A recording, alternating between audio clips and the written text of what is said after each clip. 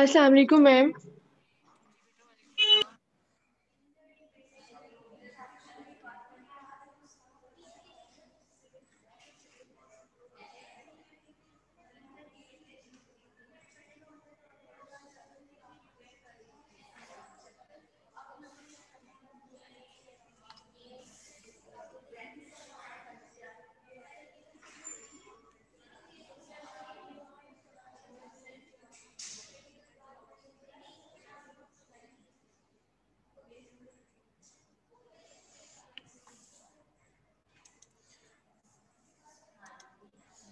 कैसे हैं आप लोग?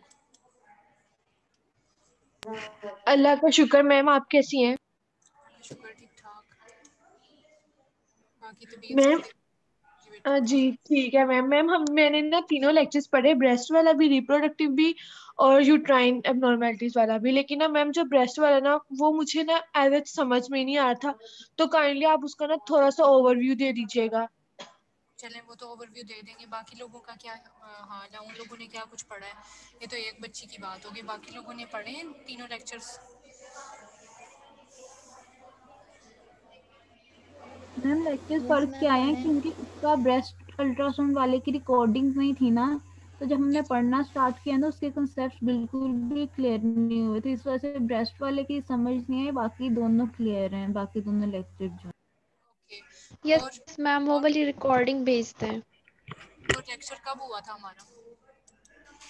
मैम एक और चीज़, endometrial carcinoma hyperplasia please explain कर दे दोबारा, वो दोबारा समझ नहीं आ रही थी। चलें, ठीक है। मैम उसके तीन तीन डिफरेंस। बोले।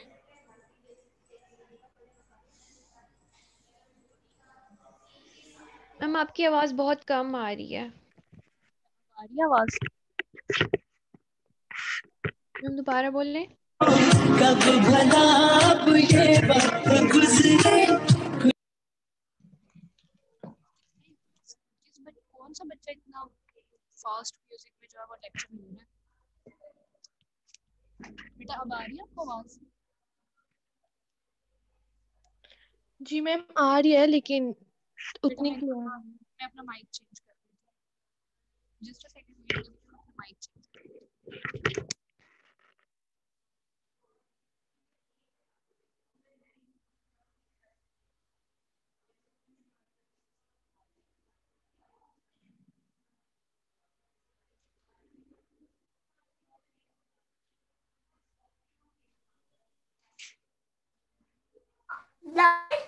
जा जाके देख तो ग्रिप तो नहीं हो गया।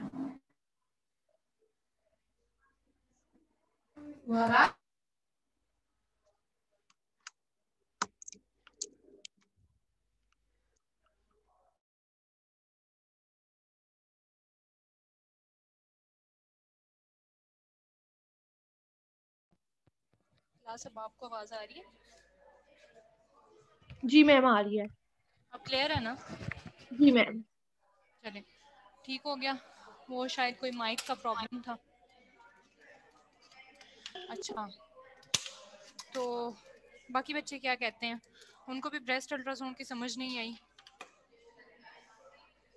या कोई और प्रॉब्लम थी पेश? Excuse me ma'am. जी बेटा। मैम मेरा ना अटेंडेंस का इशू आ रहा है। मेरे टाइम टेबल पर ना आपकी जगह मैम निरिमान इकबाल का नेम शो हो रहा है, और मैं अब अटेंडेंस चेक किया, मेरी 44% है, हालांकि मैंने सिर्फ 2 लेक्चर्स छोड़े थे। मेरी 5-6 में एब्सेंट लगी हुई है। अच्छा, एक सेकंड के लिए आप वेट करें ज़रा, मुझे मैं खोल लेती हूँ मेरे पास। अच्छा, बाकी बच्चे क्या कहते हैं? बेटा सहर नदीम, सहर नदीम नाम है आपका? Yes ma'am.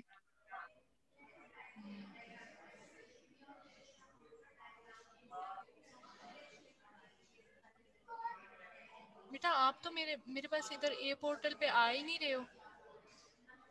मैम यही इशू है, मेरे फार्मा में भी ऐसे ही हो रहा है कि मैं मैम के पास लिस्ट में शो ही नहीं हो रही। मैंने मेल की थी मैम कुरत को भी और सरफनान को भी, क्योंकि मैं मुझे आपकी मेल भी नहीं आती थी। तो मैम आप कुरत ने ही मेरी मेल आपको फॉरवर्ड कर दी थी कि आप मुझे लिस्ट में ऐड कर लें, बट अभी भी टाइम टेबल पर शो मैम निरिमान का ही नेम अब हो रहा है, आपका जो नहीं हो ए रहा। पोर्टल है, ए पोर्टल पे तो मैं तो नहीं चेंजेस कर सकती ना, इसमें ए पोर्टल पे तो मैं नाम ऐड नहीं कर सकती। ठीक है, मिस कायनात की मुझे ईमेल आई थी, मैंने आपको लिस्ट में ऐड कर दिया था, लेकिन ए पोर्टल वाला मामला अफनान साहब के पास जाएं आप, या जो है वो मिस रामीन के पास जाएं। ए पोर्टल पे मैं आपको ऐड नहीं कर सकती, ठीक है? ये मैम जो मैंने मेल की थी सर अफनान और मैम कायनात दोनों को, तो उन्होंने बेटा मेरे वाली बस आपको फॉरवर्ड कर दी थी, मुझे कोई रिप्लाई नहीं किया उन्होंने।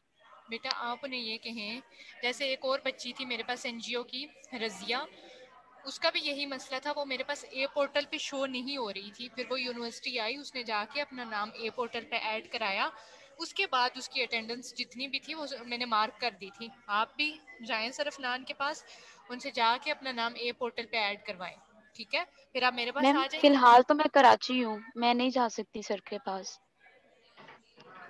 फिर आप उनसे कांटेक्ट करें, उनको ईमेल करें, उन्हें कहें मेरा ये प्रॉब्लम है, ओके मैम। ठीक है? ओके। अच्छा जी बच्चे, बाकी आप लोग क्या कह रहे थे?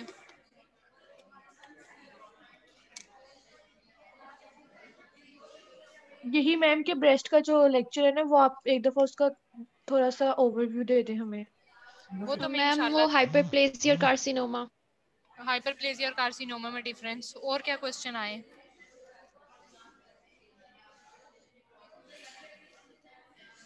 From boys side.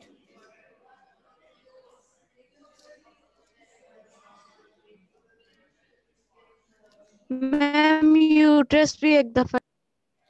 यूट्रस क्या एक दफा?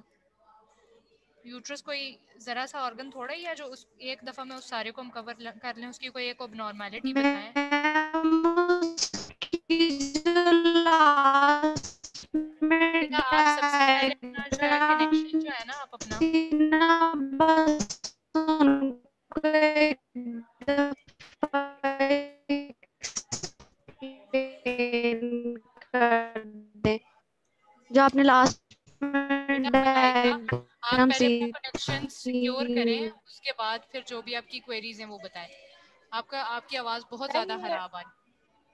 मैम ये ट्रांसवेजाइनल टेक्निक जो एंटीवर्टेड यूट्रस थे जिसके अंदर वो रेट्रोवर्टेड ट्रांसवेजाइनल टेक्निक, इसे एक दफा थोड़ा सा एक्सप्लेन करते हैं। बेटा आपकी भी आवाज क्लियर नहीं आ रही। मैम ट्रांसवेजाइनल टेक्निक थी ना एंटीवर्टेड यूट्रस, जिसमें शो करवाई थी आपने एक स्लाइड के अंदर, वो, और जो रेट्रोवर्टेड ट्रांसवेजाइनल टेक्निक थी, ये दो टेक्निक थी यूट्रस को स्कैन करने की। थोड़ा सा ये एक्सप्लेन कर दें बस। टेक्निक एक ही होती है। यूट्रस दो टाइप्स का हो सकता है या मल्टीपल टाइप्स का हो सकता है, एंटीवर्टेड भी हो सकता है और रेट्रोवर्टेड भी हो सकता है। पहले जी तो ये क्लियर करें, ठीक है? Okay okay. टेक्निक एक ही होती है, यूट्रस की शेप चेंज हो सकती है। जी मैम वही जो यूट्रस की शेप थी ना, वो एक्सप्लेन कर दो। हाँ, तो आप फिर ऐसे कहें कि एंटीवर्टेड और रेट्रोवर्टेड की आपको समझ नहीं आई, तो मैं उसको यस फिर मैम। करा दूं।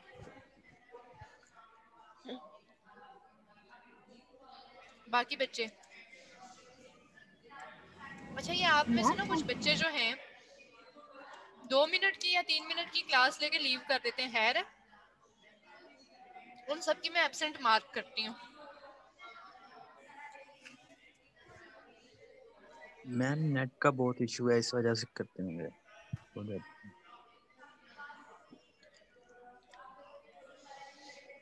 अच्छा, ज़्यादा बच्चों को जो प्रॉब्लम थी that was in breast ultrasound.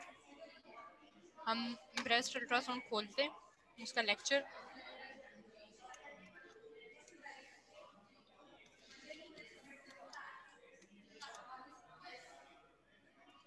और ये जो बहाना है ना नेट का,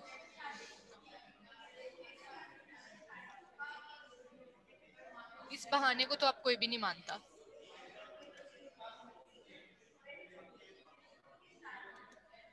कि 1 या 2 मिनट के लिए तो आप जो है वो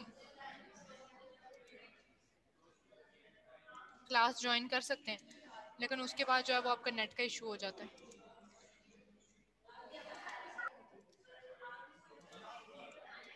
अच्छा बेटा, इसमें आपको जो है वो क्या चीज़ समझ में नहीं आया?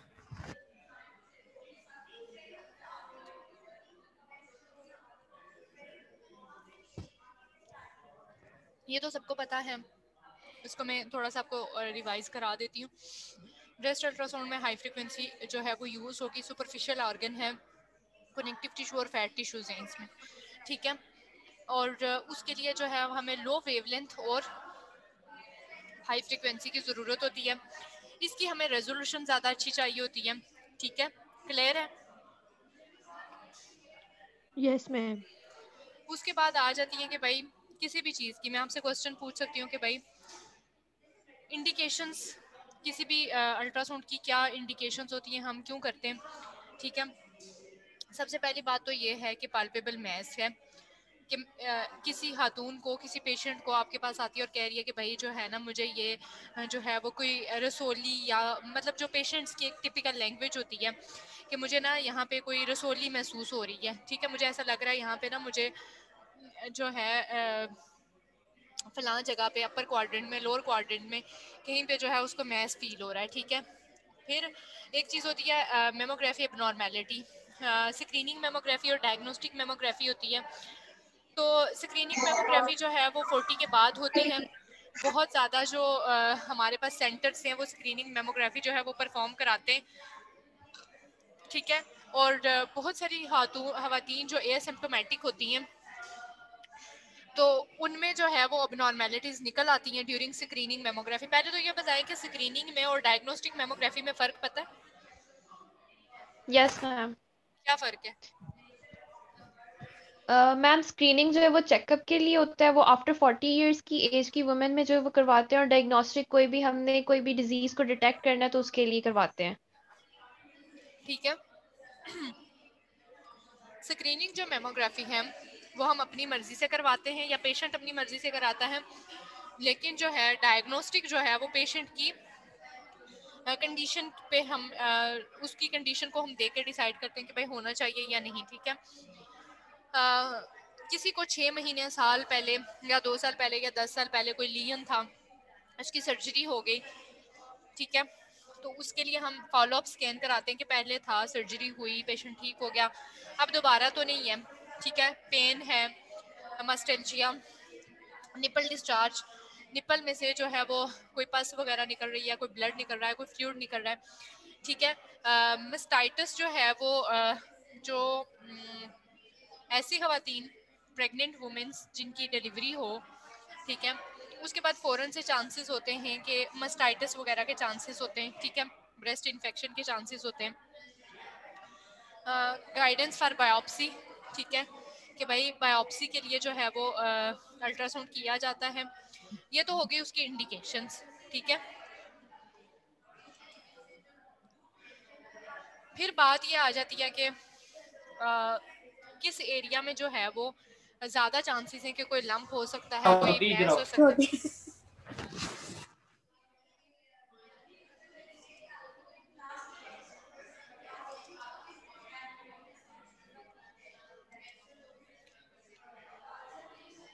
ठीक है, तो हमारे पास अपर आउटर क्वाड्रेंट में हम डिवाइड करेंगे ब्रेस्ट को, अपर इनर क्वाड्रेंट में, लोअर आउटर क्वाड्रेंट और लोअर इनर क्वाड्रेंट, ठीक है। इसमें हम डिवाइड करेंगे ब्रेस्ट को। 50% चांसेस होते हैं अपर आउटर क्वाड्रेंट में। जब आप फील्ड में जाएंगे, आप पेशेंट्स देखेंगे, ठीक है, तो मैक्सिमम जो पेशेंट्स होते हैं वो अपर आउटर क्वाड्रेंट मैस के साथ होते हैं, अपर इनर के साथ 15% होते हैं, लोअर अपर क्वाड्रेंट के साथ जो है ये आपकी परसेंटेज जो है वो लिखी हुई है, ठीक है। अब सारी चीज़ें हमें अल्ट्रासाउंड नहीं बता देता, कुछ लिमिटेशंस हैं, ठीक है। तो अल्ट्रासाउंड, ब्रेस्ट अल्ट्रासाउंड की भी जो है वो कुछ लिमिटेशंस हैं, ठीक है। इसमें आपको बेटा मेनली जो चीज़ समझ में नहीं आई, आप मुझे वो बताएं ताकि मैं आपको वो एक्सप्लेन कर दूं।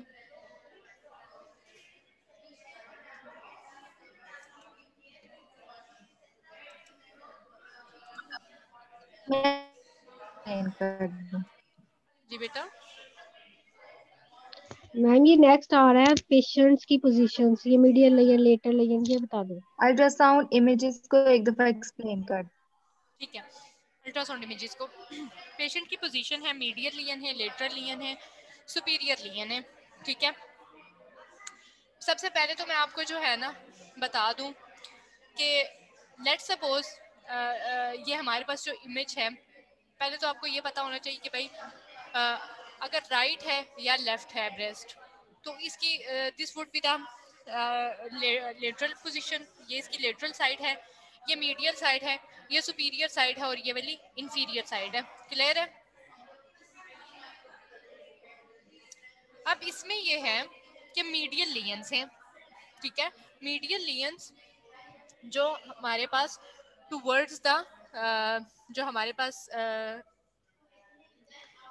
स्टर्नम है, टुवर्ड्स द स्टर्नम जो हमारी साइड जो पेशेंट की साइड है, ठीक है, तो उसमें पेशेंट को सुपाइन लेटा देंगे, ठीक है। और जब भी कोई भी अल्ट्रासाउंड कर रहे हैं ब्रेस्ट का, तो पेशेंट के दोनों बाजू को जो है वो सर के नीचे रखवाना है, ठीक है। इप्सी लेटरल आर्म पोजीशन का यही मतलब है। लेटरल लियंस में जो है पेशेंट को उल्टा लटा देंगे, ठीक है।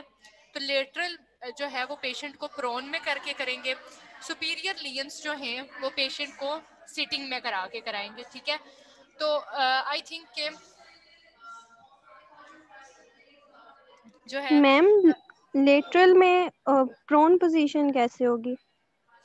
मरीज को उल्टा लटा देंगे तो प्रोन हो लेकिन जाएगी। लेटरल में मैंने गूगल पे किया था तो वहां पे था कि उसकी साइड वाइज मतलब कि साइड करवट लेके उसमें था लेटरल।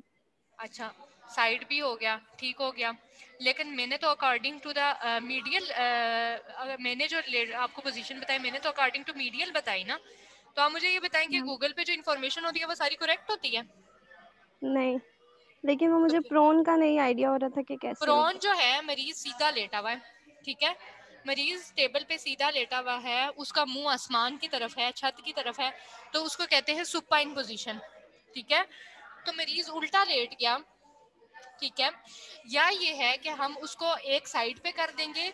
अगर लेट्स सपोज कि अगर राइट ब्रेस्ट की आप करना चाह रहे हैं, ठीक है, राइट साइड की राइट जो है कर रहे हैं, तो मरीज को जो है वो लेफ्ट पे कर देंगे, अगर लेफ्ट की कर रहे हैं तो मरीज को राइट पे कर देंगे। लेकिन यस इसमें मैम। अगर लेकिन आप ये भी कर सकते हैं कि अगर आपको जो है वो इस पोजीशन में भी सही नजर नहीं आ रहा तो आप उसको प्रोन भी कर सकते हैं, ठीक है। लेकिन ओके जो मैम। मैंने आपको लेकिन जो ओके। मैंने यहाँ पे पेशेंट इज अपोजिट लगाया, तो मैंने अकॉर्डिंग टू द मीडियल लियन आपको बताया कि मीडियल में अगर सुपाइन है तो लेटरल में आप प्रोन भी कर सकते हैं, ठीक है। अगर जस्ट इमेजिन कि you are doing ultrasound on a patient, ठीक है, तो आपको नजर नहीं आ रहा, तो आप पेशेंट को लेटरल जो है वो एक साइड पे भी कर सकते हैं, उसको लेटरल अगर मैंने यहाँ पे करना होता ना अकॉर्डिंग टू द गूगल, तो मैं यहाँ पे लेटरल डिक्यूबिटस कर लेती, लेफ्ट डिक्यूबिटस कर देती या राइट डिक्यूबिटस कर देती, ठीक है। Yes ma'am. That position is decubitus position, ठीक है। तो अब आपकी पोजीशन अब आपकी क्लियर हो गई है बेटा, जिस बच्ची को पोजीशन समझ में नहीं आ रही थी। Yes yes ma'am. मैम।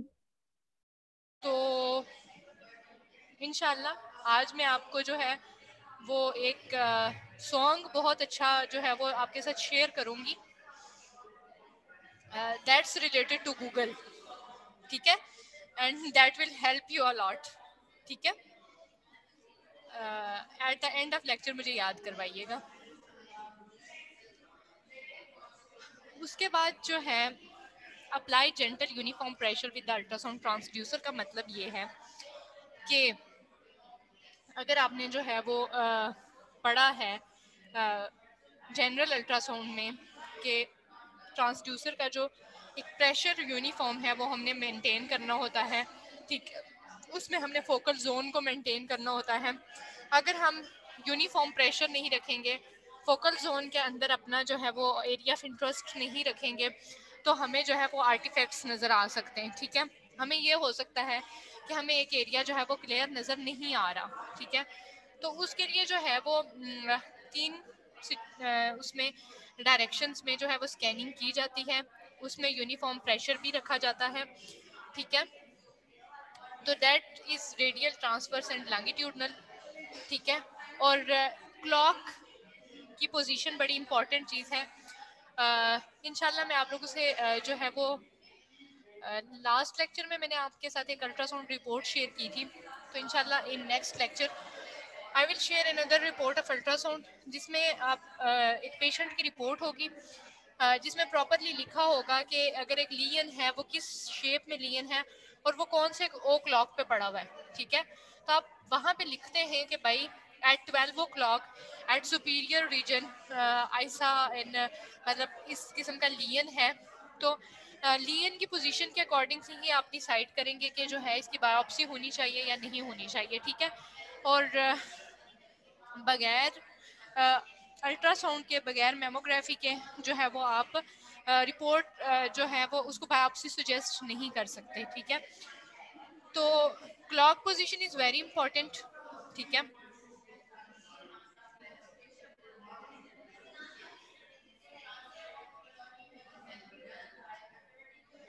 उसके बाद थी ग्रिड स्कैनिंग पैटर्न। तो ग्रिड स्कैनिंग पैटर्न में जो है वो 2 वेज के साथ आपने जो है वो स्कैन करना था, ताकि हमारा जो एरिया ऑफ इंटरेस्ट है वो फुली कवर हो जाए और कोई भी जो एरिया है वो रह ना जाए, ठीक है। तो आपके सामने जो है वो ग्रिड स्कैनिंग पैटर्न है। इसमें हमने 2 तरीकों से जो है वो स्कैन की डायरेक्शन आपको बताई है, ठीक है, ताकि दोनों उसमें जो है वो आपका एरिया ऑफ इंटरेस्ट जो है वो क्लियर हो जाए, ठीक है। This is the radial scanning pattern.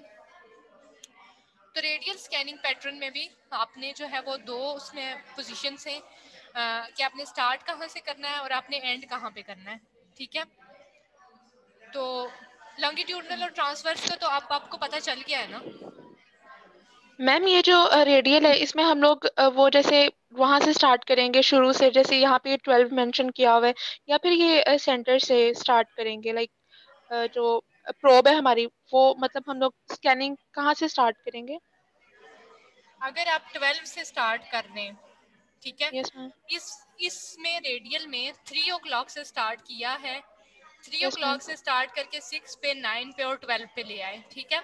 आप 3 और 12 के मिड से भी कर सकते हैं, आप प्रॉपर 3 से भी कर सकते हैं और आप 12 से भी कर सकते हैं, ठीक है। Okay ma'am. लेकिन द एम इज कि आपने उस सारे एरिया ऑफ इंटरेस्ट को आपने कवर करना है, जी मैम। ठीक है। मैम मैम अगर इसमें हमें ट्रांसड्यूसर की डायरेक्शन क्या होगी? जी बेटा, ट्रांसड्यूसर के पॉइंटर की डायरेक्शन क्या होगी? टुवर्ड पॉइंटर सेंटर होगा? मैं आपका क्वेश्चन नहीं समझ पा रही। मैम इसमें हमने रेडियली राउंड मूवमेंट में उसके ट्रांसड्यूसर की जो पॉइंटर होता है उसको किस तरफ डायरेक्ट करना होता है? Towards the toward centre, centre. Towards the centre, right. आप उसको ये नहीं ओके कहेंगे मैम। कि टुवर्ड्स द सेंटर, आप कहेंगे कि राइट होना चाहिए पेशेंट के या लेफ्ट होगा पेशेंट के, ठीक है। मैम ओके यहाँ मैम। पे ये एंटी रेडियल स्कैन प्लेन था, इसमें यही था ना कि अगर कोई पैथोलॉजी नजर आती है हमें ये स्कैन करते वक्त, तो हम लोगों ने उसे थोड़ा सा मतलब कह लें तिरछा करके, अगर हम लोग उर्दू में कहें तो रखना होता है वहाँ पे बेटा आपकी स्कैन। आवाज़ सही नहीं आ रही मुझे, I don't know what's the problem, but आप अपना एक बार जो आपका सिस्टम है ना उसका वॉल्यूम चेक करें। मेरे ओके सिस्टम का वॉल्यूम 100% है। मैम अब आ रही है? जी बोले। मैम इसमें ये था कि ना अगर हमें कोई पैथोलॉजी नज़र आती है स्कैन करते वक्त रेडियली, तो अगर हमें मतलब रेडियली हम लोग स्कैन करें, हमने कहीं पे भी किसी भी पॉइंट पे अगर कोई पैथोलॉजी नज़र आती है, तो हम लोग ये एंटी रेडियल स्कैन करेंगे, मतलब कि वो प्रोब को हम लोग थोड़ा मतलब जैसे उर्दू में कहते हैं तिरछा करके रखेंगे, इस तरह होगा। मुझे जो पॉइंट समझ आया था वो यही था, मैंने क्लियर दैट करना इज था। ओब्लिक, उसको थोड़ा सा ओब्लिक टिल्ट कर लेंगे। जी टिल्ट करके रख लेंगे, यही जी था मैम। जी बेटा। Okay ma'am, thank you. उसके बाद breast anatomy is very important, ठीक है। जब तक आपको एनाटॉमी पता नहीं होगी तब तक जो है वो आप अल्ट्रासाउंड नहीं कर सकते, ठीक है। The anatomy of breast is very complex as compare to liver, as compare to kidney, as compare to pancreas, as compare to the uterus and ovaries, ठीक है, थोड़ी सी कम्प्लेक्स है। पहले दिन जब आप अल्ट्रासाउंड स्कैन होते हुए देखते हैं तो आपको बिल्कुल ही कख समझ में नहीं आता, ठीक है। तो उसके लिए आपको लर्न करना पड़ेगा कि भाई फैट कैसी नज़र आती है। उसके बाद आप अगर आपको जो है वो लोब्यूल कैसे नज़र आते हैं, उसके बाद लिगामेंट्स कैसा नज़र आ रहा होगा, स्किन किस जो की तरह की हमें नज़र आ रही होगी, लिम्फ नोड्स होंगे तो वो हाइपर होंगे, हाइपो होंगे, ठीक है। तो रिब है तो रिब तो नज़र नहीं आएगी, रिब तो बोन है, तो अपना शेडो जो है वो स्प्रेड कर रही होगी। तो before memorizing the ultrasound of breast, you should clearly know about the breast anatomy, ठीक है। तो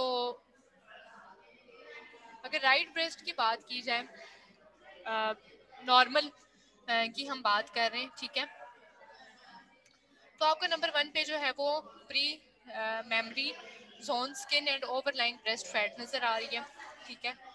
तो अगर हमारे पास जो है ये स्किन और जो है वो ब्रेस्ट फैट नज़र आ रही है, तो आपको फैट में और स्किन की जो लेयर है उसमें दोनों में डिफरेंशिएट हो रहा है कि भाई इसमें स्किन कौन सी हो सकती है और इसमें फैट कौन सी हो सकती है।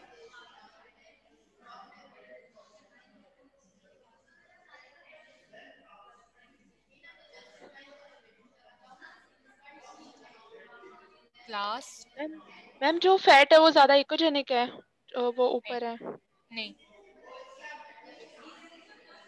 कोई और बताए।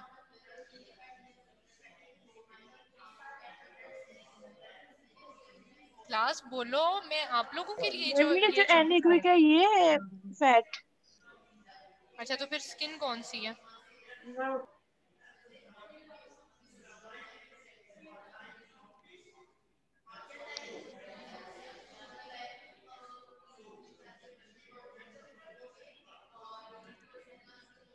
बेटा बोलने में फाइनली तो मैंने ही बताना है ना, लेकिन आप लोग भी तो बताएं। एक या दो बच्चा जो बोल के चुप प्री हो मेमोरी जोन मेंशन की हुई है, प्री हाँ मेमोरी हाँ, जोन, उसमें स्किन और ब्रेस्ट फैट इंक्लूडेड है। फैट लेयर है। तो ये जो आपको एरो लग रहा है कि भाई ये फैट लेयर है, तो ये आपको फैट लेयर में और स्किन में ये जो हमारे पास ऊपर वाला जो एरिया आएगा, जब आप एक अपने माइंड से भी सोचें तो जो सुपीरियर हमारे पास रीजन होगा वो स्किन नहीं होगी ना, या सबक्यूटेनियस टिश्यू होंगे। क्लियर है? Yes ma'am. और फिर हमारे पास एक फैट की लेयर आ रही है। उसके बाद हमारे पास क्या है? मेमोरी लेयर है, ठीक है। मेमोरी लेयर में फैट्स नहीं है, इसमें फाइब्रोग्लैंडुलर टिश्यूज हैं, ठीक है। उसके बाद मेमोरी से भी बैक पे जो है वो हमारे पास जो है मेमोरी से जो बैक वाला एरिया आएगा उसको हम रेट्रो मेमोरी कहेंगे। तो उस रेट्रो मेमोरी एरिया में हमें जो हमारे हाइपो नज़र आ रहे हैं, दीज आर द मसल्स, ठीक है। और बाकी हमारे पास फैट है, और ये हमारे पास जो है वो रिब्स के दोनों तरफ शेडो है, ये रिब का शेडो है, और पेक्टोरलिस मसल है। तो पेक्टोरलिस मसल जो है वो फैट की निस्बत हाइपो है, ठीक है जी मैम। अब लैक्टेटिंग ब्रेस्ट्स कौन सी होती हैं? दूध पिलाने वाली माओं की ब्रेस्ट्स, ठीक है। मैम एक दफा ये फैट का दोबारा से बता दे जरा, इसकी समझ नहीं आई। मेरी बच्ची इस एनाटॉमी को देखो, हमारे यस पास मैम। ये हमारे पास प्री मेमोरी एरिया है, ये हमारे जी पास मैम। मेमोरी एरिया है, और ये हमारे पास रेट्रो जी मैम। मेमोरी एरिया है, ठीक है। जी मैम। जी मैम। पहले तो इसकी डिवीजन देखो। आपने इस इमेज को अच्छे से नहीं पढ़ा, इस एनाटॉमी को अच्छे से नहीं पढ़ा, ठीक है। इसीलिए आप जी लोग मैम। कंफ्यूज हो रहे हो कि अगर देखा जाए तो कूपर्स लिगामेंट नंबर 1 पे है, नंबर 2 पे जी मैम। ब्रेस्ट लोब्यूल है, ठीक है। जी। जी मैम। ये जो 1 2 2 ये जो मल्टीपल टाइम पे जो है 1 2 1 2 2 ये लिखा हुआ है, इसको देखो। कूपर मैम ये लिगामेंट, ब्रेस्ट लोब्यूल्स। ठीक है। आपको जी मैम। कूपर लिगामेंट भी ये नहीं है कि किसी एक जगह कूपर लिगामेंट है, ठीक है। Yes ma'am. ज्यादा यस जगहों मैम। पे जो है वो क्या है? कूपर लिगामेंट है, ठीक है। Yes ma'am. उसके बाद है ब्रेस्ट लोब्यूल्स। तो लोब्यूल्स हैं। 15 to 20 लोब्यूल्स जो हैं नॉर्मली एक ब्रेस्ट में पाए जाते हैं, ठीक है। जी मैम। फिर जी बात आ मैम। जाती है एक्स्ट्रा लोब्यूलर डक्ट की। तो पहले लोब्यूल आएगा, लोब्यूल के बाद क्या आएगा? Extra lobules. लोब्यूल तो डक्ट।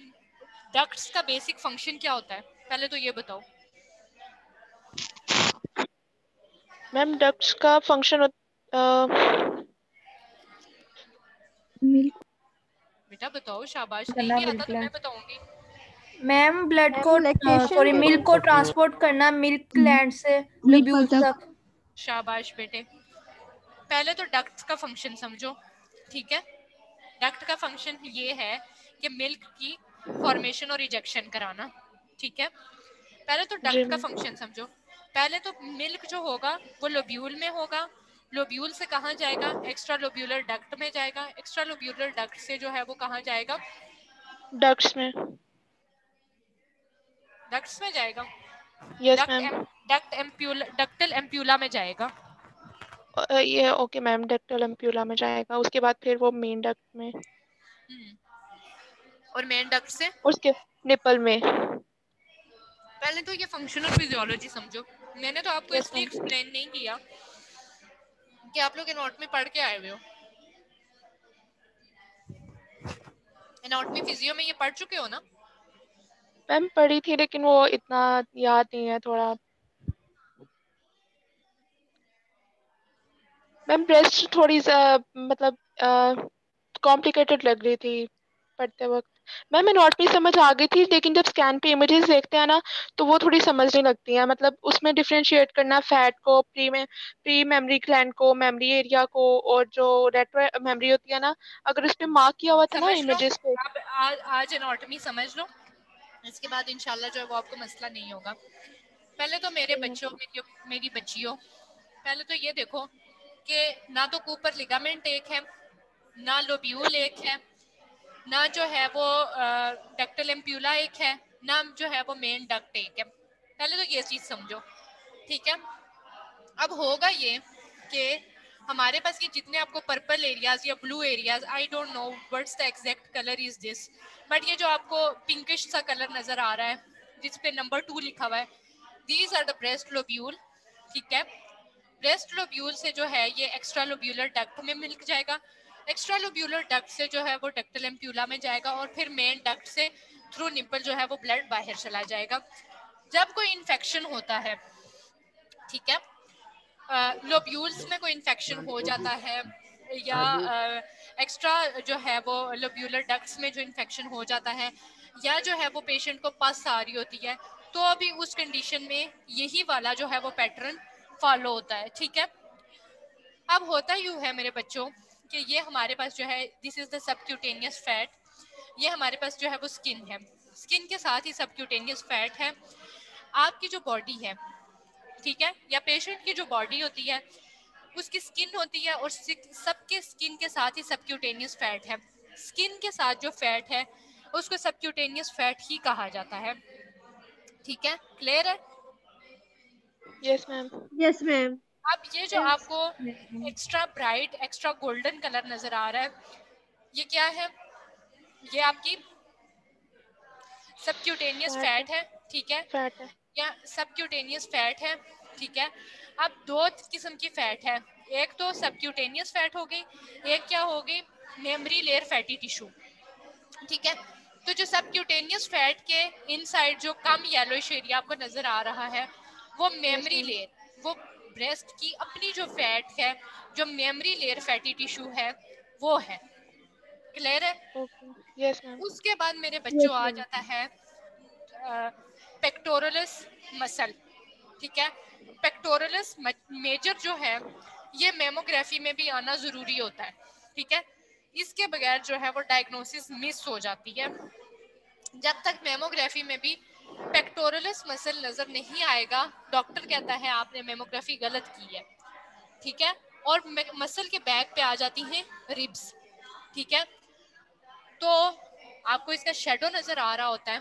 अब हम डिवाइड करते हैं प्री मेमोरी, ये जो गोल्डन एरिया आपको नजर आ रहा है, सबक्यूटेनियस जो एरिया है, ये क्या है? Yes ma'am. यहाँ से लेके ये सारा एरिया क्या है? प्री मेमोरी है। Pre memory. ये क्या है?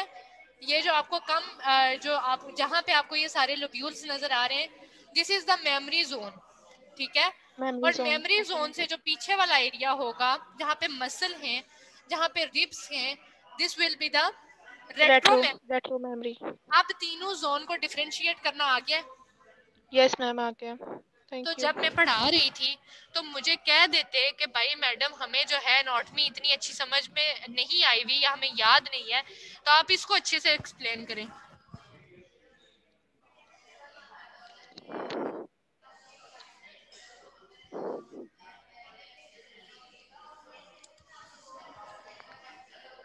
This is a normal lactating breast tissue.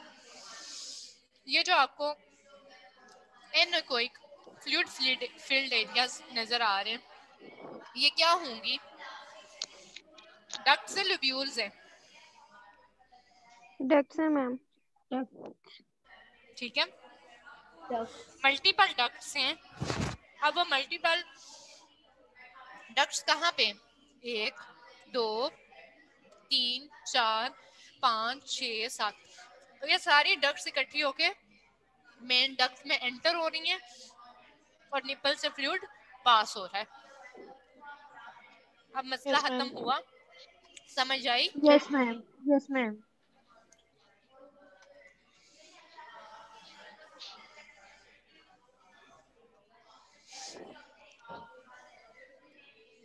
और एक और बात, आप लोगों को मैंने जो है वो नहीं, अल्ट्रासाउंड गाइडेड प्रोसीजर्स मैंने आपको पढ़ाए।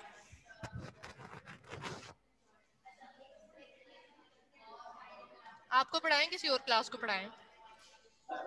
नो मैम, हमें नहीं पढ़ाए। आप लोगों ने जनरल अल्ट्रासाउंड में नहीं पढ़े ultrasound guided procedures? No ma'am. याद नहीं है ma'am. No, ma'am. No ma'am. पढ़े हैं या याद नहीं है? एक बात करें। मैम नहीं मैम पढ़े। पढ़े ही नहीं है, पढ़े ही नहीं है। मैम पढ़े ही नहीं है। आफ्टर रिप्रोडक्टिव सिस्टम का जो अल्ट्रासाउंड है, उसके बाद मैं आपको पढ़ाऊंगी अल्ट्रासाउंड गाइडेड प्रोसीजर्स। ठीक है, क्योंकि आई थिंक अल्ट्रासाउंड के आपके 2 ही सब्जेक्ट थे, एक जनरल अल्ट्रासाउंड था, एक रीजनल अल्ट्रासाउंड है। Yes ma'am. जनरल में आपने जो है वो डॉपलर भी नहीं पढ़ा, अल्ट्रासाउंड गाइडेड प्रोसीजर्स भी नहीं पढ़े। तो इंशाल्लाह इसके बाद तो कोर्स आपका जो है वो अल्ट्रासाउंड का कोई मेन सब्जेक्ट नहीं होगा जिसमें आप ये सारी चीज़ें पढ़ सकें, तो इंशाल्लाह हम वो भी पढ़ेंगे। मैंने दोबारा से ये इसलिए खोला कि ड्यूरिंग बायोप्सी आपने ये चीज़ जो है मेंशन करनी होती है कि आपने प्री मेमोरी फैट जो एरिया था, प्री मेमोरी जोन से आपने जो है वो ली, इनकी बायोप्सी की है, मेमोरी जोन से की है या रेट्रो मेमोरी जोन से की है, या आपने जो है वो मसल से जो है वो बायोप्सी की है। तो बेसिक डिफरेंस आपको जो है वो पता होना चाहिए। एक इसमें और चीज़ आपने देखनी है कि जब प्री मेमोरी एरिया होता है तो वहाँ पे होती है सबक्यूटेनियस फैट, तो आपको इस किस्म का नजर आएगा। फिर जब मेमोरी की बात की जाए तो उसमें है लोब्यूल्स। अगर आपको ये कर्सर मूव होता नजर आ रहा है? Yes, ma'am. This is the number 1 जो हमारे पास डक्ट है, आगे लोब्यूल में जा रही है। This is the number 2, number 3, number 4।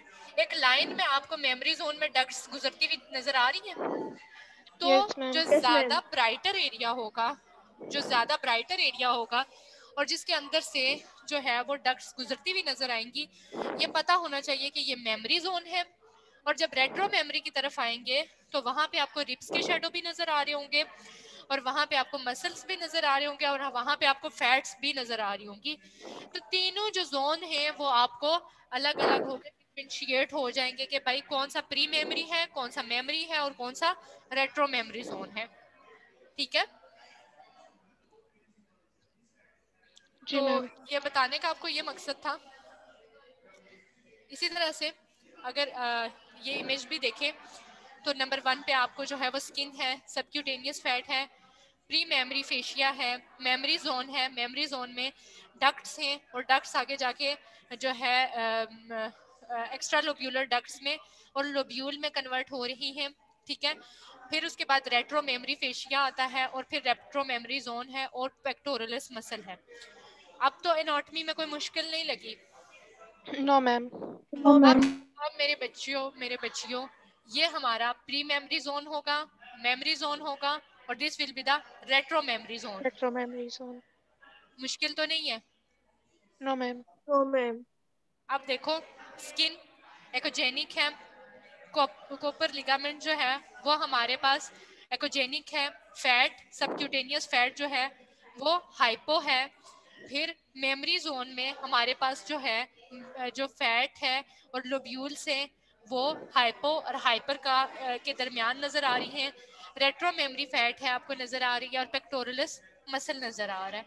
ठीक है, तो हमारे पास इसमें भी आप डिफरेंशिएट करेंगे प्री मेमोरी, मेमोरी और रेट्रो मेमोरी।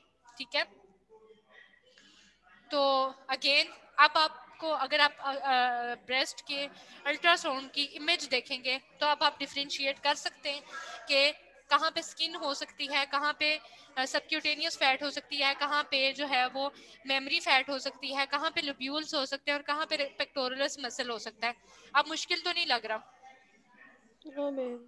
ठीक है, नो मैम। इसे हम इसको और जो है ड्यूरिंग अल्ट्रासाउंड और ड्यूरिंग जो है वो सोनोमेमोग्राम निप्पल का एक शेडो प्रोड्यूस होता है। ठीक है, क्यों? क्योंकि ये कनेक्टिव टिश्यू और हम इससे बना हुआ होता है, डेंस कनेक्टिव टिश्यू के साथ इसकी जो है वो बना हुआ होता है, तो ये हमें एक जो है वो शेडो देता है। But this is not the, यहाँ पे इसका ये हरगिज मतलब नहीं है यहाँ पे कोई जो है वो बोन है या कोई जो है वो स्टोन है उसकी वजह से शेडोइंग है। ये कनेक्टिव टिश्यूज की वजह से जो है, डेंस कनेक्टिव टिश्यूज की वजह से जो है वो निपल का शेडोइंग आता है। जो हमारे पास मेमोग्राफी आती है, मेमोग्राफी पे भी जो है वो फोल्ड्स होते हैं। ठीक है, हमें उनको खत्म करना होता है, नहीं तो निपल एक जो है वो उसका प्रॉपर शेप नहीं आती तो मेमोग्राम हमारे पास खराब हो जाता है। ठीक है, रिब्स है तो रिब्स का आपको पता है हड्डी कहीं पे भी होगी। During liver ultrasound, during spleen ultrasound, during renal ultrasound हमने देखा कि रिब्स जो हैं जहाँ कहीं पे भी थी उन्होंने शेडो प्रोड्यूस किया। ऐसे ही है। Yes ma'am. Yes ma'am. अब डक्ट्स की बात है तो डक्ट्स का आपको पता है कि फ्लूइड फिल्ड स्ट्रक्चर्स होते हैं।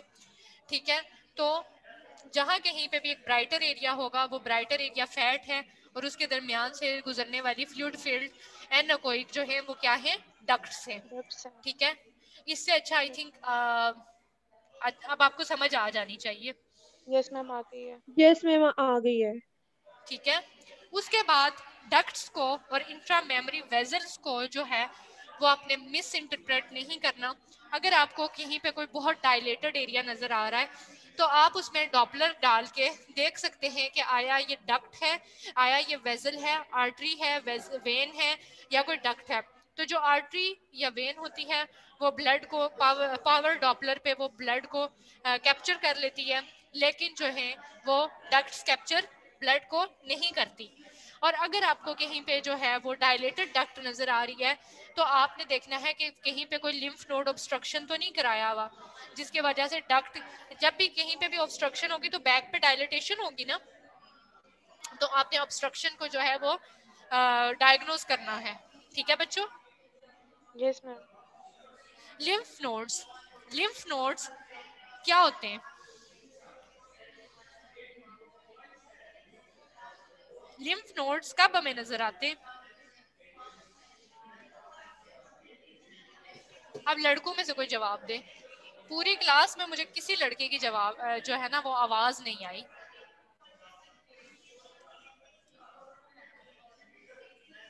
अथर इकबाल जाग रहे? Yes ma'am. क्या होते हैं लिम्फ नोड्स, हमें कब नजर आ रहे होते हैं?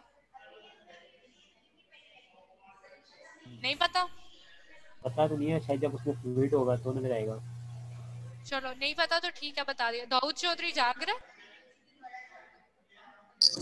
Yes ma'am. दाऊद चौधरी 1 या 2 मिनट की क्लास लेके क्लास छोड़ देते हो, खैर है?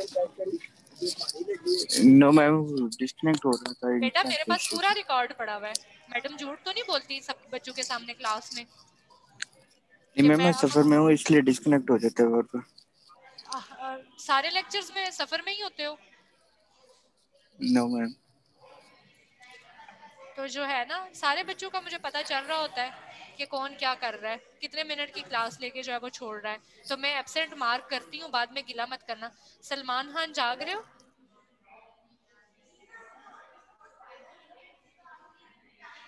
सलमान सोया हुआ है। मोहम्मद अब्दुल्ला जाग रहे हो? ये भी सो रहा है। आमिर ताहिर जाग रहे हो? मोहम्मद अरसलान, आज मैंने चेक किया है कि कितनी क्लास सोई हुई होती है और कितनी जाग रही होती है। मोहम्मद काशिफ जाग रहे हो? Yes ma'am. Kashif lymph nodes yes क्या होते मैम। हैं? मैम नहीं पता। अस्तगफिरुल्लाह अस्तगफिरुल्लाह। अल्लाह ताला मुझे सब्र देना। इकराम शरीफ जाग रहे हो?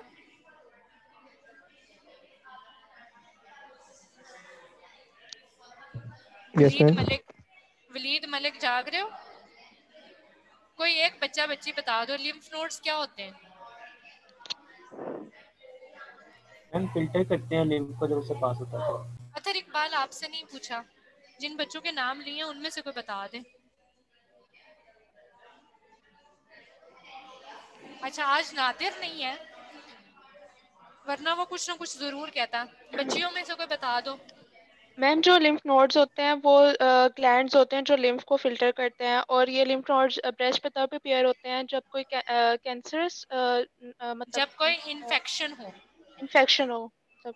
अब मेरे बच्चों, मेरे प्यारे बच्चों जिनको जी नहीं मैम। पता, हमारी बॉडी में, नादिर आपने अभी क्लास ज्वाइन की है?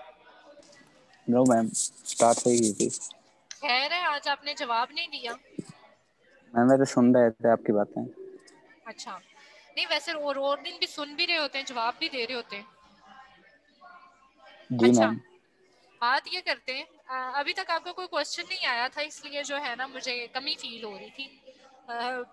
बाकी बच्चों के लिए भी यही है कि जो स्टूडेंट्स अपनी प्रेजेंस शो कराते हैं वो टीचर के माइंड में होते हैं। अच्छा बेटा एक second please, just give me 1 minute.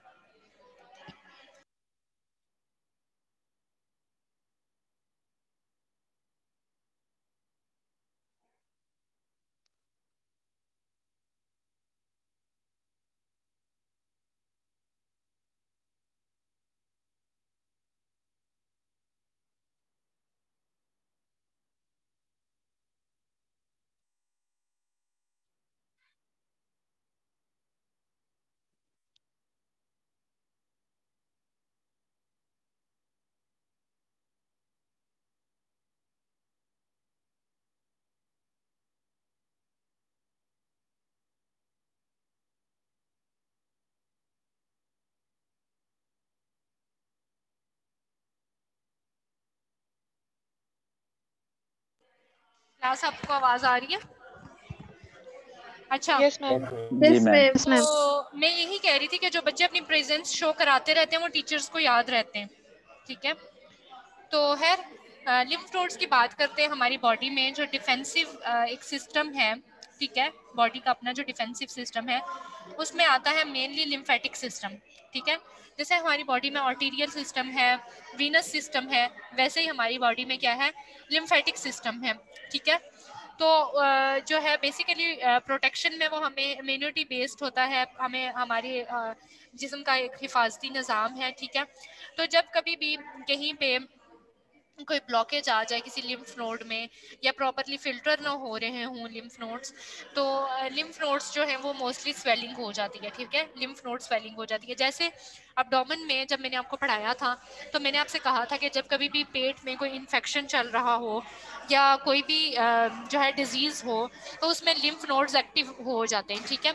अगर आप देखें तो समटाइम्स आपको कहीं पे कोई चोट लगती है, जहाँ पे चोट लगती है, जख्म होता है, वहाँ पे स्वेलिंग होती है। Yes ma'am. तो वो हमारी बॉडी का जो डिफेंसिव मैकेनिज्म है वो एक्टिव हो जाता है, ठीक है। और वहाँ पे समटाइम्स जो है वाइट ब्लड सेल्स अपनी बहुत पूरी कुव्वत के साथ आते हैं और फाइट करते हैं और वहाँ पे डेड हो जाते हैं और स्वेलिंग काज करा देते हैं, ठीक है। तो अगर आप देखें तो कहीं पे आपको समटाइम्स कहीं पे चोट लगे या कोई इन्फेक्शन हो तो थोड़ी सी स्वेलिंग फील हो रही होगी कुछ दिन के लिए और फिर वो जो है वो ख़त्म हो जाती है, ठीक है। तो समटाइम्स हमारे पास पेशेंट्स आते हैं थायराइड अल्ट्रासाउंड के लिए आते हैं, तो उनके जो है वो मोटे मोटे किस्म के लिम्फ नोड्स। एक कॉमन एग्जांपल देती हूँ, जब गला खराब होता है तो टॉन्सिल सूजते, यस मैम। टॉन्सिल जी क्या है, मैम। लिम्फ नोड्स है, ठीक है।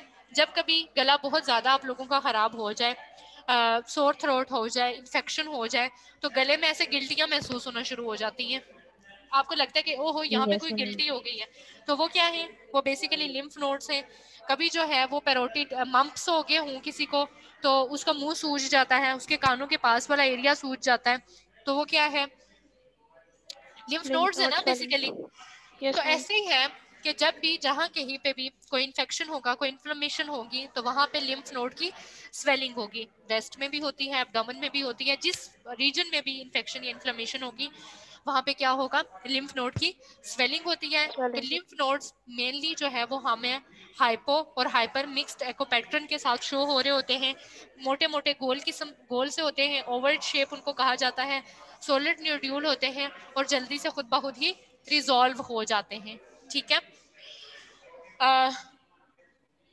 जितनी ज़्यादा जो है अब ऐसा है कि जैसे हमारे पास एक हाई फ्रिक्वेंसी हम प्रोब यूज़ करते हैं, तो हाई फ्रिक्वेंसी प्रोब यूज़ करते हुए जो है वो हमें सुपरफिशियल ब्रेस्ट टिश्यूज़ जो है वो अच्छे नज़र आते हैं। लेकिन कुछ जो डेंसर ब्रेस्ट्स होती हैं, जो साइज़ में जो है वो ज़्यादा है, उनके लिए जो है वो हमें डीप उसके लिए हमें समटाइम्स हम जो है वो यूज़ करते हैं लो फ्रिक्वेंसी प्रोब। ठीक है,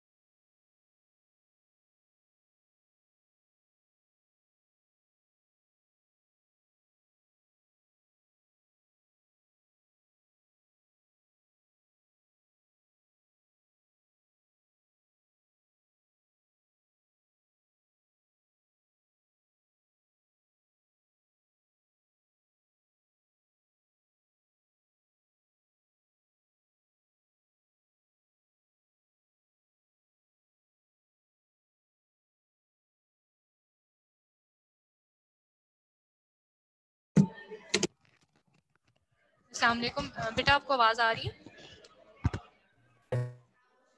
यस मैम, आ रही है अब। तो उसके लिए जो है वो समटाइम्स हमें जो है वो रेट्रो मेमोरी जोन के लिए हमें लो फ्रिक्वेंसी भी यूज़ करनी पड़ सकती है। ठीक है, दिस डिपेंड्स अपॉन द, और जितनी हमारे पास ज़्यादा फैटी ब्रेस्ट होगी उसकी जो है वो एकोजेंसिटी भी वो जो है वो ज़्यादा होगी, चेंज होगी। ठीक है, और उसमें वैसे मैंने आपको नॉर्मली बताया कि 15 to 20 लोब्यूल्स होते हैं। तो जो है मज़ीद डेंसर ब्रेस्ट्स में या जिनका साइज़ मैक्सिमम होता है उसमें जो है वो 30 तक भी लोब्यूल्स हो सकते हैं। तो उनमें अकॉर्डिंग टू द साइज़ भी आप कह सकते हो कि दीज आर नॉर्मल। ठीक है, यस मैम। उसके बाद जो है वो ब्रेस्ट इम्प्लांट के साथ भी हमारे पास पेशेंट्स आते हैं। ठीक है, तो इम्प्लांट्स आर ऑलवेज एकोजेनिक। जैसे अगर सीटी स्कैन की बात की जाए या एक्सरे की बात की जाए तो आपको बहुत ब्राइटर एरियाज नज़र आ रहे होते हैं। ठीक है, इम्प्लांट्स के जैसे डेंटल इम्प्लांट है।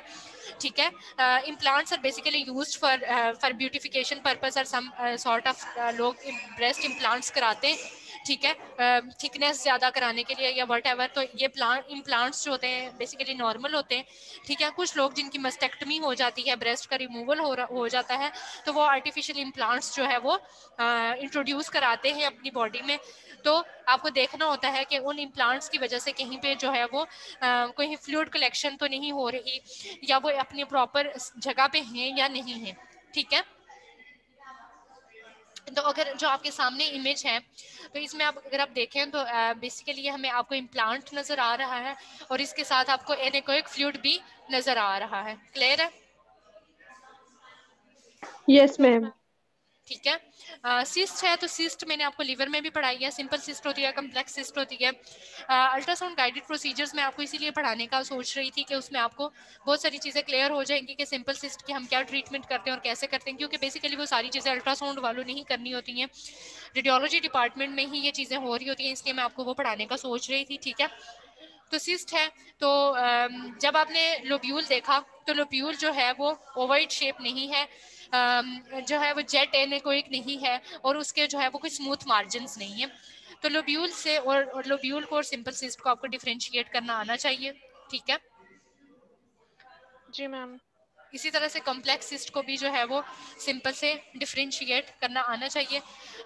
अगर देखा जाए तो सिंपल और कॉम्प्लेक्स की 4 मेन करेक्टरिस्टिक्स होती हैं, ठीक है। सिंपल जो है वो NaOH को होती है, लेकिन अगर आपको कॉम्प्लेक्स नज़र आ रही हो तो ये आपको इसमें जेट ब्लैक फ्लूइड नज़र नहीं आ रहा, मतलब ये NaOH नहीं है। इसके रेगुलर बॉर्डर्स नहीं है। जो आपके पास सिंपल सिस्ट होती है उसके रेगुलर बॉर्डर्स होते हैं, ठीक है। मोस्ट प्रोबेबली वो ओवल शेप होती है। सिंपल सिस्ट और कॉम्प्लेक्स सिस्ट हमारे पास ओवल शेप नहीं होती, ठीक है। सिंपल सिस्ट हमारे पास जो है वो थ्रू ट्रांसमिशन नहीं दे रही होती, लेकिन हमारे पास जो कॉम्प्लेक्स सिस्ट है वो इंक्रीज थ्रू ट्रांसमिशन एक हमें जो वाइट किस्म की लेयर है वो दे रही होती है। मेन डिफरेंस पता चल गया? Yes ma'am. ठीक है। उसके बाद जो है हमारे लोब्यूल को सिस्ट को डिफरेंशिएट करना है, और लोब्यूल को और सिस्ट को हमने जो है वो मैस से डिफरेंशिएट करना है। तो अगर आप देखें तो आपको एक मैलिग्नेंट मैस नज़र आ रहा है। इसकी इरेगुलर शेप है, बिल्कुल टेढ़ी मेढ़े इसके मार्जिन से, ऑलमोस्ट एनेकोइक है, ठीक है। और angular margin taller than wider, ठीक है। जो हमारे आपके पास जो लोब्यूल्स हैं वो वाइडर जो है वो मैक्सिमम होते हैं, टॉलर इतने नहीं होते। लेकिन मैलिग्नेंट मैसेज जो हैं वो टॉलर ज़्यादा होते हैं, ठीक है। Yes ma'am. बाकी मैंने बिनाइन और मैलिग्नेंट का डिफरेंस आपको बता दिया है, ठीक है। ये सारी उनकी करैक्टरिस्टिक्स लिखी हुई हैं। फाइब्रोएडेनोमा इज़ अ बिनाइन लीन, ठीक है। सिस्ट को और आपको फाइब्रोएडेनोमा में डिफरेंशिएट करना आना चाहिए, ठीक है। सिस्ट को और फाइब्रोएडेनोमा को आपने ऐसे डिफरेंशिएट करना है कि if there is a complex cyst, ठीक है, तो आपने जो है वो पेशेंट को डायग्नोज करके भेज देना है कि भाई अपने ओपिनियन में आपने कंक्लूजन में ये लिख देना है कि there is a complex cyst identified on ultrasound, और इसको जो है वो मेडिकेशन के साथ फॉलोअप पे रखें। तो जो आपके पास कॉम्प्लेक्स सिस्ट होगी, अगर वो नॉर्मल होगी तो वो कुछ दिनों के अंदर, कोई इन्फेक्शन है तो वो 6-7 दिनों के बाद एंटीबायोटिक के कोर्स के बाद ख़त्म हो जाएगा। 1 हफ्ते के बाद आप जब दोबारा अल्ट्रासाउंड करेंगे तो जो है वो आपको सिस्ट अपीयर नहीं हो रही होगी। लेकिन जो फाइब्रोएडेनोमा है वो किसी भी मेडिसिन को रिस्पॉन्ड नहीं करेगा, 1 वीक के बाद भी वो अपनी कंडीशन पे वैसे का वैसा ही होगा, ठीक है, और इन्हांसमेंट भी दे रहा होगा। बेसिकली तो ये बिनाइन होते हैं, लेकिन कहीं पे चांस है कि ये मैलिग्नेंट में कन्वर्ट हो जाए। तो अगर बिनाइन भी हैं तो you should recommend the patient to go for surgery, ठीक है। तो कॉम्प्लेक्स के जो है वो हमें एरियाज इरेगुलर थे, लेकिन फाइब्रोएडेनोमा के हमें जो है वो मार्जिन्स भी रेगुलर हैं। सिंपली ये हमारे जो है वो एकोजेनिक जो है वो एक शेप दे रहा होता है।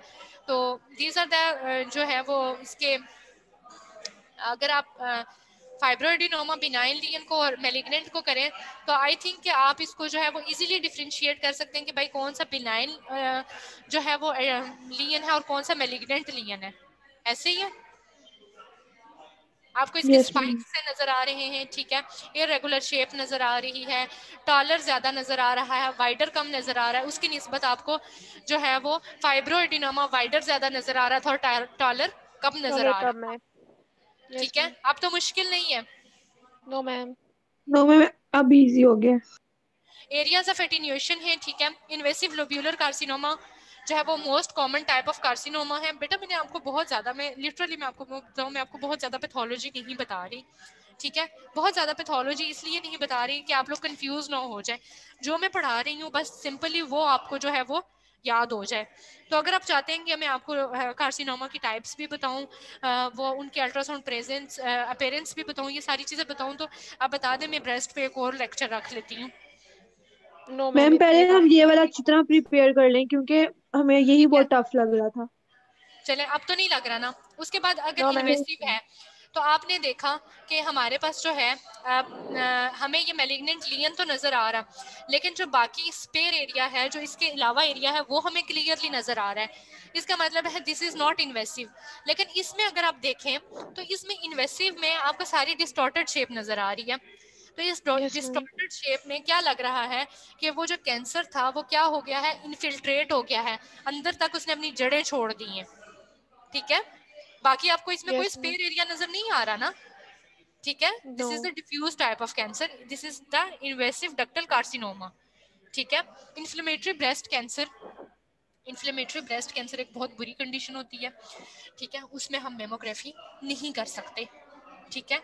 होता ये है कि इन्फ्लेमेटरी ब्रेस्ट कैंसर में एक सिंपल जो कैंसर है उसमें और इन्फ्लेमेटरी ब्रेस्ट कैंसर में ये फ़र्क होता है, लाइक इन्वेसिव डक्टल कार्सिनोमा में और इन्फ्लेमेटरी ब्रेस्ट कैंसर में ये फ़र्क होता है कि पेशेंट का जो कैंसर है वो फट जाता है, पेशेंट के ब्रेस्ट में जख्म हुए होते हैं और मेमोग्राफी में आपको पता है कि हमने प्रेशर दे के उसका एक्सरे लेना होता है, ठीक है।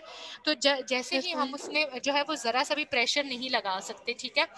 तो इन्फ्लेमेटरी ब्रेस्ट कैंसर में जो है वो रप्चर्स हो जाते हैं, ज़ख्म जो है वो स्किन कहीं से डैमेज होके फट जाती है, पेशेंट को ब्लीड हो रहा होता है, पेशेंट बहुत ज़्यादा पैनिक कंडीशन में होता है, ठीक है।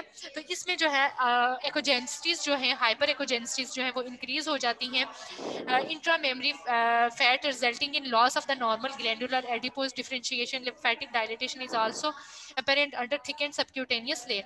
तो अगर आप इन्वेसिव डक्टल कार्सिनोमा में देखें और इन्फ्लेमेटरी ब्रेस्ट कैंसर में देखें तो आपको जो है वो हाइपर इकोइक एरियाज मैक्सिमम नज़र आ रहे हैं, ठीक है, फ्लूइड बीस के साथ नज़र आ रहा है और डिस्टॉर्टेड शेप नज़र आ रही हैं, ऐसे ही है। Yes ma'am. तो इस कंडीशन में अगर आपके पास इन्फ्लेमेटरी ब्रेस्ट कैंसर के साथ पेशेंट आता है तो you will not suggest them to go for mammography, ठीक है।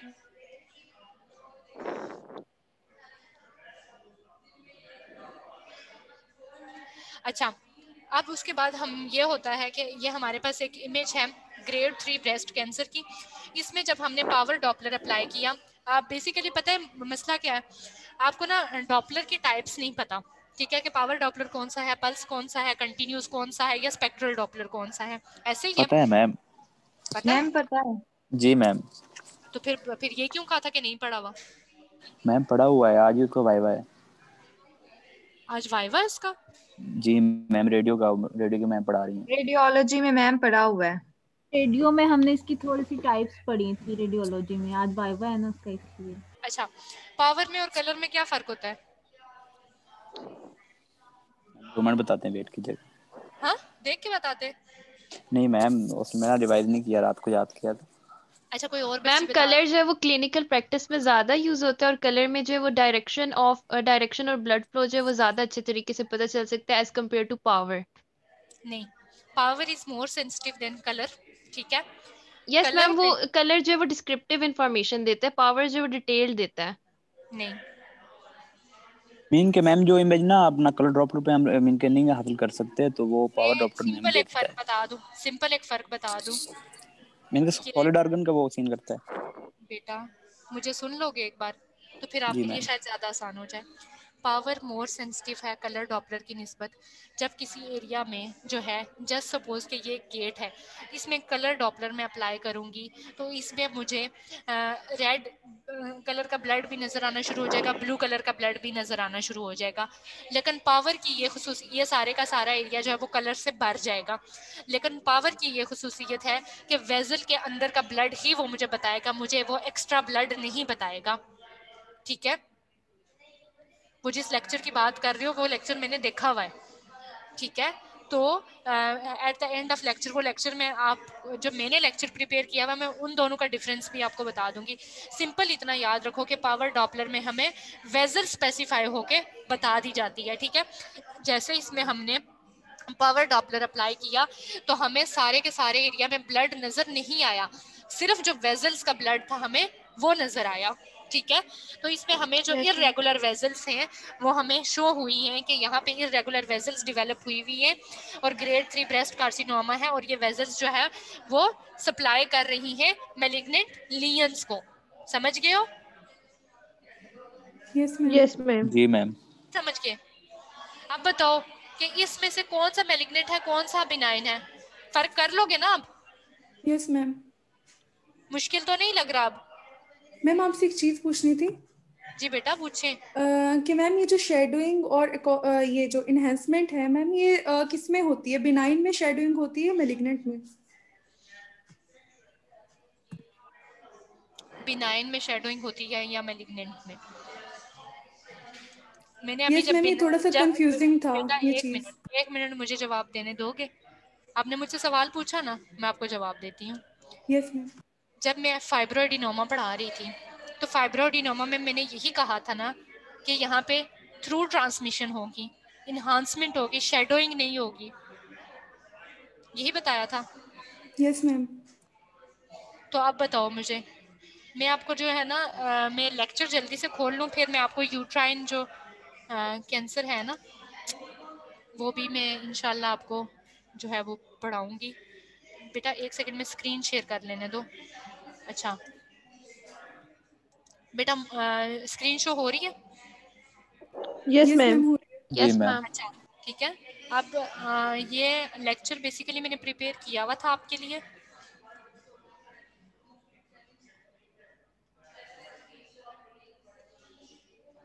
ये देखो, ये मेरे पास है कलर डॉपलर। जब मैंने एक स्पेसिफिक एरिया में डॉपलर अप्लाई किया तो ये सारे के सारे एरिया में ब्लड नजर आना शुरू हो गया ना, ऐसे ही है। जी मैम। लेकिन यस मैम। जब मैंने पावर डॉपलर अप्लाई किया तो मुझे लीवर की पोर्टल वेन, राइट, लेफ्ट और मिडल जो है वो स्पेसिफाई होके नजर आ गई।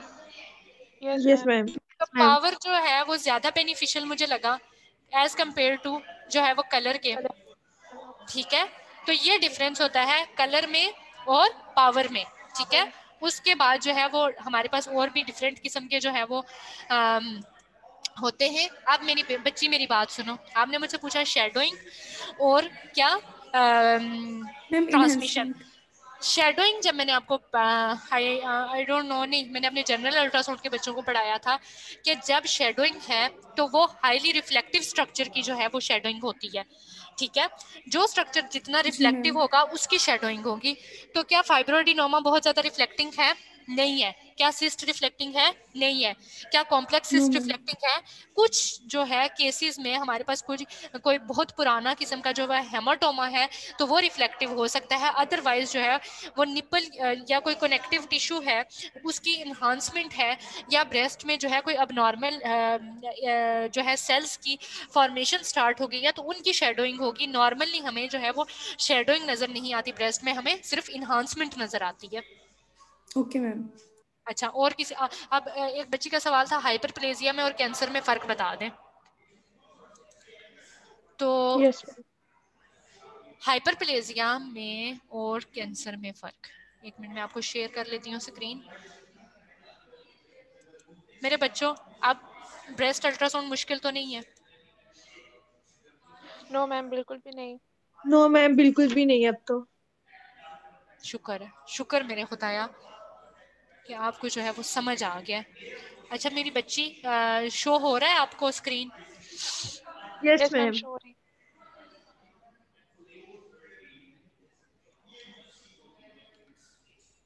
इसको मैंने पहले भी मल्टीपल ऑफ टाइम्स जो है वो आपको मैंने करवाया।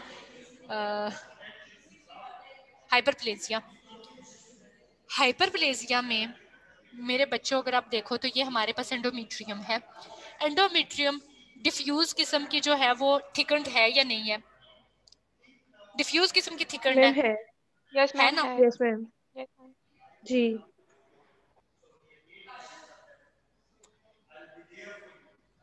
इसमें देखो अगर तो इसमें क्या डिफरेंस है? हाइपरप्लेजिया में मैंने सिंपली ये बताया था कि डिफ्यूज थिकनेस होगी। ठीक है, उसमें सिर्फ वो मैलिग्नेंसी नहीं है, किसी हद तक 2% या 3% चांस है कि वो मैलिग्नेंसी की तरफ जाए। लेकिन when ever in a post menopausal women अगर 4 mm से ज़्यादा थिकनेस हो जाती है तो आप उसको सजेस्ट करेंगे कि जाओ भाई जाके अपनी फौरन से बायोप्सी कराओ। ठीक है, हाइपरप्लेजिया बिनाइन कंडीशन है लेकिन पोस्ट मेनोपॉजल में मोर देन 4 जो mm की थिकनेस है वो हमें शो करता है कि ये एंडोमेट्रियल क्या है, कार्सिनोमा है। लेकिन मैं कार्सिनोमा और हाइपरप्लेजिया का डिफरेंस जो है वो हम बायोप्सी के थ्रू ही करवा सकते हैं ना? बायोप्सी के थ्रू ही करवाते हैं। एक तो ये बात होगी। दूसरा, जब मैंने आपको जो है वो हाइपरप्लेजिया है, हाइपरप्लेजिया में जो है आपको सिस्टिक चेंजेस नजर आ रही हैं, छोटी छोटी सिस्ट बनी हुई हैं। हाइपोइकोइक एरियाज हैं, हाइपरिकोइक एरियाज हैं। ये क्या है? ये इसने अपने सेल्स की जो है वो तादाद को ज़्यादा कर लिया है। लेकिन इसमें हमारे पास अगर आप देखो एंडोमेट्रियल कार्सिनोमा, तो कार्सिनोमा में बिल्कुल ही जो एंडोमेट्रियम की जो एक लुक है, एक सब्जेक्टिव जो लुक है, उस वो हाइपरप्लेसिया से डिफरेंट है कि नहीं है? यस मैम, बहुत डिफरेंट है मैम। हाँ, ठीक है। तो ये है, इनको जो है दोनों को कंपेयर करके जब पढ़ो ना, तो फिर आपको जो है वो इंशाल्लाह क्लियर हो जाएगा। फिर भी नहीं क्लियर होता तो I am here to tell you, ठीक है। Yes ma'am. और अगर आप चाहते हैं कि हमें जो है वो पैथोलॉजीज को फिर से देख लेना चाहिए, अल्ट्रासाउंड यूट्राइन पैथोलॉजीज को, तो वी विल सी, ठीक है। यस मैम प्लीज, इसमें बहुत जैसे आज हमने जो है वो अल्ट्रासाउंड ब्रेस्ट को जो है आज हमने देखा, इंशाल्लाह जो है हम इसको भी देख लेंगे। जैसे आपने देखा जो है सॉरी मैं क्या बात कर रही थी मैम? पैथोलॉजीज आप बता रहे थे, दोबारा हाँ, देख लेंगे ये ट्राइन तो पैथोलॉजी। इनको जो है हम एक बार फिर से इनको गो थ्रू हो जाएंगे, तो जितनी भी इंशाल्लाह आपकी क्वेरीज हैं वो सॉल्व हो जाएंगी, ठीक है। जैसे आप लोगों के लिए मैंने डॉपलर का लेक्चर भी प्रिपेयर किया हुआ है, ठीक है। उसके बाद जो है वो पीसीओस का लेक्चर भी आपका मेरे पास बना पड़ा है, लेकिन तब तक फ़ायदा नहीं है जब तक आपको पीछे वाला नहीं आ जाता, हमें आगे भागने का कोई फ़ायदा नहीं है, ठीक है। तो अब मुझे बता दें कि आप लोग जो है वो असेसमेंट कब तक देंगे? 15% आपकी जो है असाइनमेंट्स के अलावा जो है दैट इज क्विज बेस्ड और वाइवा बेस्ड, तो किस दिन आप लोग फ्री हैं? मैम पहले आप क्विज लेंगी या वाइवा? नहीं, मैंने आपसे ये कहा कि 15% आपकी असेसमेंट होगी, वो वाइवा भी हो सकता है, वो क्विज भी हो सकता है, तो आप लोग किस दिन फ्री हैं? मैम 5 जनवरी के बाद अरेंज कर लें। 5 के बाद? 5 के बाद किस दिन करूं? 11 को कर लूं? नो मैम, तो हमारा ऑलरेडी उसका है मैम, पैथोलॉजी का है, फार्माकोलॉजी का भी है। तो किस दिन फ्री हैं आप? मुझे डेट बता दें, किस किस डेट को फ्री हैं? 15 तक कर लें। शाबाश। 10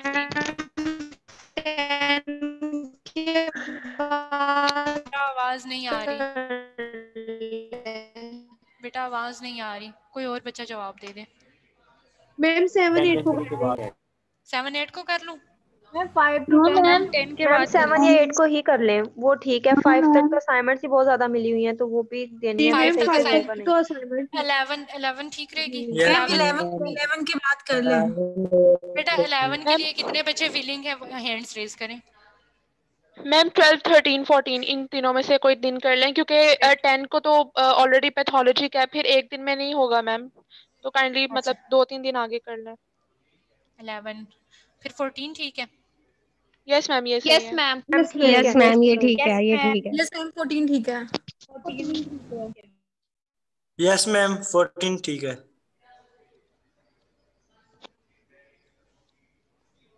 मैम सिलेबस क्या होगा वाइवा का? हाँ, सिलेबस डिस्कस करना वेरी इंपॉर्टेंट है। अच्छा, हम लोगों ने लीवर अल्ट्रासाउंड पढ़ा, ठीक है, वो बहुत आसान है। लीवर अल्ट्रासाउंड को शामिल करें, गॉल ब्लैडर अल्ट्रासाउंड को शामिल करें, पेनक्रियाज को करें, 3 हो गए, स्प्लीन को करें, 4 हो गए, रीनल को करें, 5 हो गए, और जो है रेट्रोपेरिटोनियम GIT वाला मैम, रेट्रोपेरिटोनियल वाला GIT को करें, ठीक है। और जो है वो ब्रेस्ट कर लें, 7 लेक्चर्स। जो फर्दर होगा वो हम बाद में देख लेंगे। जो ओके मैम, ठीक है, 7 lectures I think enough. MCQs based होगा। I will discuss later on, ठीक है। और किसी बच्चे का कोई सवाल हो? मैम कितना सिलेबस है? 7 लेक्चर्स बेटा। 7 लेक्चर्स हैं टोटल। 1 to 7 ग्रुप में। मैम आप ये लेक्चर्स की मेल कर दें प्लीज। जी बेटा, क्या कह रहे हैं आप? मैम आप सब ये जो सिलेबस है इसकी एक मेल कर दें हमें। मैम ग्रुप में भेज देंगे, अगर बच्चा ग्रुप में है तो भेज देंगे। ठीक है मैम ठीक है। क्विज होगा? अच्छा, मतलब वैसे समझ में नहीं आया कि एक जो है वो यूट्रस को छोड़ के बाकी सारा शामिल है, ये काफी नहीं है क्या? कि फिर से एक मेल लेक्चर भी बनेंगे मैम नहीं, आप आप मेल लोग ना करें, हम लोग आपस में शेयर कर लेंगे। मुझे आप ये बस नहीं समझ काइंडली आती कि जो है ना मतलब अब बड़े बच्चे हैं ना, इतनी पैम्परिंग जो है ना वो अच्छी नहीं होती, बच्चे खराब हो जाते हैं। इसलिए कह रही हूँ, मुझे मेल करने में कोई मसला नहीं है, लेकिन जो है ना अपना दिमाग इतना हाजिर रखा के करें करें कि भाई मैडम ने 7 लेक्चर बताए, उन 7 लेक्चर में कौन कौन से हैं और कौन कौन से नहीं है, इतना माइंड एक्टिव रखा करें। जी बेटा आप क्या कह रहे थे? मैम आज के लेक्चर की आप रिकॉर्डिंग मेल कर देंगी प्लीज? बेटा आपका नाम क्या है? अमानिया। आप ग्रुप में नहीं है? यस मैम, मैं हूँ ग्रुप में। तो फिर रिकॉर्डिंग्स नहीं है आपके पास? मैम मैंने तो नहीं बोला मैम, किसी और बच्चे ने कहा है आपको। किस बच्ची ने कहा है? नाम क्या है उसका? पता नहीं मैम। मुझे ऐसा शो हुआ कि जो है ना वो माइक में जो है वो मानिया बोल रही है। मैम मेरा माइक अनम्यूट है, लेकिन मैंने बोला नहीं है, ये किसी और ने बोला है। अच्छा चले, है जो भी बच्ची जिसका भी इशू है वो ग्रुप में चेक कर ले। बच्चे मैम नादिर ग्रुप में ना स्टूडेंट्स कह रहे हैं कि आप असाइनमेंट की जो डेट है वो थोड़ी एक्सटेंड कर दें। उसकी वजह मैम पूछ लें आप क्लास से खुद ही। क्या इशू है मैंने बेटा? तो मैसेज कन्वे किया उनका। क्यों क्यों क्यों करूं असाइनमेंट की डेट एक्सटेंड? आपको कब की असाइनमेंट दी हुई है मैंने? मैम रेडियो का वाइवा है मैम, 31 वह को। भी है और डाटा भी काफी लिखना है, तो ma'am please. Yes ma'am please. Ma'am बहुत रेडियो बड़ी असाइनमेंट है, इतनी बड़ी तो। रेडियो का वाइवा कब है? मैम 31 को। ये कौन सा मैम बच्चा है जो 31 को है। First second. मोहम्मद अवैस नासिर? बेटा आप ग्रुप में नहीं है? नहीं मैम। बेटा अपना नंबर चैट में शेयर करें बेटा, इसको इस बच्चे को ग्रुप में ऐड कर लें। Okay ma'am. ये ना असल में अभी अभी मुझे लगता है कि ये बच्चा आया है, इसने अभी अभी लेक्चर लेना शुरू किए हैं, क्योंकि ये काफी अर्सा मेरे पास एब्सेंट आता रहा है। नहीं मैम, मैं लेक्चर लेता रहा हूँ। मेरा दूसरा जो ग्रुप है ना, उसमें मैंने मैसेज किया लेकिन कोई आंसर नहीं दे रहा। इस ग्रुप में मैं नहीं हूँ। बेटा अभी अपना चैट में जो है वो शेयर करो, नंबर शेयर करो। वो सिर्फ आपको जाएगा नंबर। बेटा आप करें नहीं मुझे नहीं जाएगा, बाकियों को भी जाएगा। अच्छा बेटा रेडियोलॉजी एंड डायग्नोस्टिक्स सब्जेक्ट की बात कर रहे हैं, उसका वाइवा है आपका? यस जी मैम। Yes ma'am. कौन पढ़ा रहा है आपको वो? मैम डॉक्टर सना सना अमान। डॉक्टर सना अमान। अच्छा ओके ठीक है, ओके ओके ओके सॉरी वो एक और सेक्शन है। बेटा इस बच्चे का अवैस नासिर का नंबर शो हो रहा है आपको? नादिर ओ मैम आपको ही जस्ट वो मैसेज आएगा नो मैम नहीं चैट हो में। इसका नंबर आप नोट करें 0301। जी मैम। आप लिख लें। जी लिख रहा हूँ मैं, बता दें। 0301 जी मैम। 60 जी मैम। 78 जी मैम। 693। Okay ma'am. ये किसी और का है? ये तो जानिश फातिमा है, सॉरी बेटा एक और नंबर ऐड करें 0332। जी मैम। 17 जी मैम। 95123। Okay ma'am. बेटा आपकी तबीयत आज ठीक है? जी मैम। आज आप मुझे एक्टिव नहीं लगे इसलिए मैंने आपसे पूछा। उसमें मैं वह है ना, इसकी वजह सारा माइंड उस तरफ है। आज वाइवा है? जी मैम 5 बजे। चलें best of luck. I am जी वेरी सॉरी मैंने आपका बहुत टाइम लिया। तो चलें अपना ख्याल रखिएगा, इंशाल्लाह we will later on discuss के हम क्या करेंगे इन नेक्स्ट क्लास इंशाल्लाह। ओके बेटा अपना ख्याल रखिएगा। ओके अल्लाह अल्लाह हाफिज़। हाफिज़। अल्लाह हाफिज़। अल्लाह हाफिज़ बेटे, अल्लाह हाफिज़।